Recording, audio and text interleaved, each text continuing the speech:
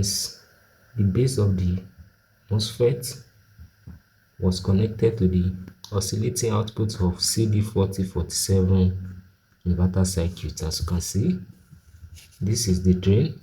We are going to connect it to the transformer. And here is our negative wire, as you can see, and this is the second negative leg. We are going to connect it to the negative of this inverter circuit also.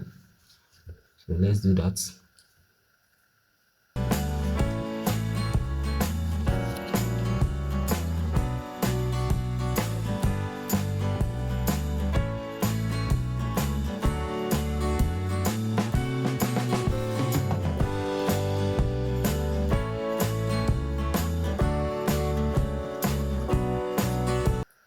This is the positive wire, connecting it to the positive wire of the driver.